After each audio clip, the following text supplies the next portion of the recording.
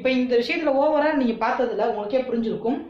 வெறும் 5 நிமிட இடைவேளையில் ஒவ்வொருத்தவங்களுக்கும் பார்த்தீங்கன்னா இந்த கோச்சார பலன்கள் கேது அவங்களுக்கு என்ன கொடுப்பனை வச்சிருக்கோ அதை சார்ந்து தான் வேலை செய்ய போகுது.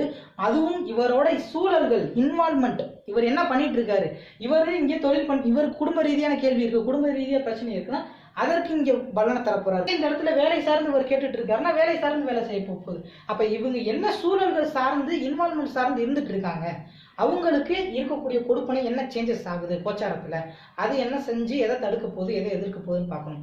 இது ஒவ்வொருத்தவங்களோட ஜாதகத்துல யார் யாருக்கெல்லாம் என்ன தசா புத்தி நடக்குது, அந்தந்த கிரகங்கள் என்ன கொடுப்பனை வச்சிருக்குன்றத முழுமையா தெரிஞ்சு கணிச்சதுக்கு அப்புறம் தான் நம்ம வாழ்க்கைக்கு சரியான முடிவு எடுத்து தர முடியும்.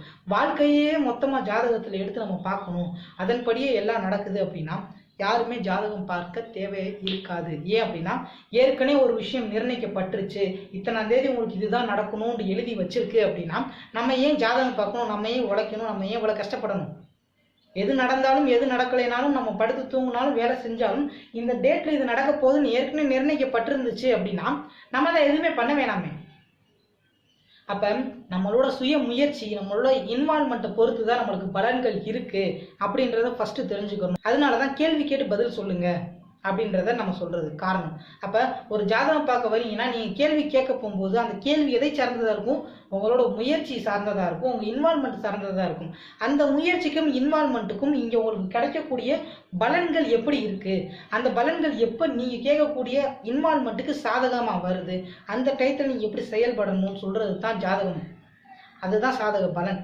அதை யாருமே எதுவுமே பார்க்காம நீங்க வந்து உட்காந்து ஒட்டி உங்களோட வாழ்க்கை ஃபுல்லாவே நாங்கள் எடுத்து சொல்லணும் அப்படின்றத நீங்க எதிர்பார்த்தீங்கன்னாலே உங்களை ஈஸியாக ஏமாத்திடலாம். அது உங்களுக்கு பயன்படாமல் போயிடும். ஏன்னா உங்களை ஏமாத்துறது ஈஸி, உங்களுக்கு நல்லது செய்யறது தான் கஷ்டம். அப்போ ஒரு ஜாதகத்தை நம்ம முழுமையாக ஆராய்ச்சி பண்ணி நீங்கள் அடுத்து செய்யக்கூடிய விஷயத்துக்கு நம்ம எடுத்து பார்க்கணும் அப்படின்னா தனித்துவமான பலன்கள் மட்டும்தான் உங்கள் வாழ்க்கைக்கு அடுத்த நிலைக்கு கொண்டு போகுமே தவிர பொதுப்படையாக நீங்கள் பார்க்கக்கூடிய எந்த ஒரு பெயர்ச்சி பலன்களும் கொடுப்பனை அறியாம உங்களுக்கு இதைத்தான் செய்யும்ன்றத சொல்ல முடியாது. பொதுப்படையா சொல்ல முடியும். அதைத்தான் போன பதிவிலே போட்டிருந்தேன். 12 லக்னத்திற்கும் நான் சொன்னேன், ஒவ்வொரு லக்னத்துக்கும் ஒவ்வொரு பலன் சொன்னேன். அந்த ஒரு லக்னத்துக்கு சொன்ன பலன்கள் 12 லக்னத்துக்குமே நடக்கும்.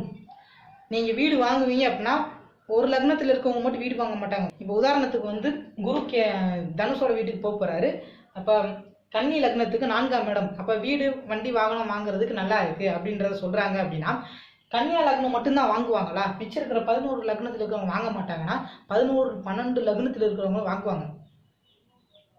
12 லக்னத்தில் இருக்கிறவங்க சந்தோஷமா இருப்பாங்க, 12 லக்னத்தில் இருக்கிறவங்க கஷ்டத்தை அனுபவிப்பாங்க. ஆனால் எப்படி அனுபவிப்பாங்க, எந்த நேரத்தில் அனுபவிப்பாங்க, எந்த மாதிரி சிக்கல்கள் வரப்போகுதுன்றத அவரவர் ஜாதகம் அவரவர் இன்வால்மெண்ட்டை பொறுத்து தான் நம்ம சொல்யூஷன் கொடுக்க முடியுமே தவிர பொதுப்படையை பார்த்து தர முடியாது. அதே மாதிரி இதுவரையும் யாரும் ஜாதகத்துக்கு சொல்யூஷன் சொல்ல முடியாது, தீர்வுன்றது கிடையாதுன்றத சொல்லியிருக்காங்க. இந்த லைட்டிங் சோர்ஸை சரியா புரிஞ்சுக்கிட்டோம் அப்படின்னா நம்ம தீர்வு சொல்ல முடியும். ஏன் அப்படின்னா நம்ம சந்தர்ப்பத்தை உருவாக்க போகும்போது அந்த சந்தர்ப்பம் தான் நம்மளோட வெற்றிக்கான படியா இருக்குது. அப்ப நம்ம விதியை தெரிஞ்சுட்டு நம்ம எடுக்கக்கூடிய முயற்சிகள் இது நிரந்தரமா இருக்குமா இல்லையா, எடுத்தோம்னா ஜெயிக்க முடியுமா முடியாதா, இதை பார்த்துட்டு நம்ம சரியான சூழல்களை எடுத்து இப்போ ஒரு பிரச்சனைக்கு நம்மளால சொல்யூஷன் கண்டிப்பா கொடுக்க முடியும். அதைத்தான் அடுத்த பதிவில் நம்ம பார்க்க போறோம். என்னோட பதிவு உங்களுக்கு பிடிச்சிருந்துச்சு அப்படின்னா கண்டிப்பா எல்லாத்துக்கும் ஷேர் பண்ணுங்க, கண்டிப்பா லைக் பண்ணுங்க. நீங்க கொடுக்கக்கூடிய என்கரேஜ் தான் அடுத்தடுத்த விஷயங்களை என்னால சொல்றதுக்கு ஒரு மோட்டிவேஷனலா இருக்கும். இன்னும் நிறைய விஷயம் சொல்லலாம், எண்ணற்ற விஷயங்கள் இருக்கு. பேச பேச பேச டைம் ஆயிட்டே இருக்கும். நான் ரொம்ப ஸ்பீடா பேசுறேன்னு நிறைய பேர் சொல்றீங்க. ஏன்னா மேட்ரு நிறைய இருக்கு, உங்களுக்கு எல்லாத்துக்குமே டைமிங் வந்து அதிகமா இருக்கு. அப்படின்ற பட்சத்துல 1 மணி நேரத்துல கொடுக்கக்கூடிய விஷயத்த உங்களுக்கு 1/2 மணி நேரத்துல கொடுக்குறேன். அதனால சில பேருக்கு ஸ்பீடாக பார்த்தா புரியும், சில பேருக்கு ஸ்லோவாக பார்த்தா தான் புரியும்.